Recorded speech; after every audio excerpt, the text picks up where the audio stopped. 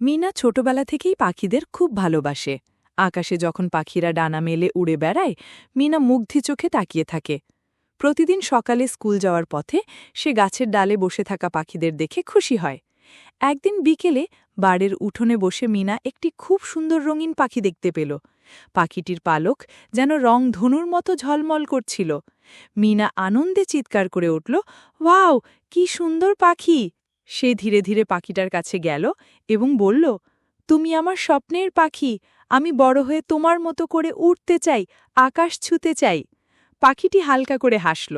সে মিনার চোখের গভীরে তাকিয়ে বলল, তুমি যদি সত্যিই মন থেকে পরিশ্রম করো, কখনো হার না মানো, তবে সব স্বপ্ন একদিন পূরণ হবেই। মিনার চোখ চকচক করে উঠল।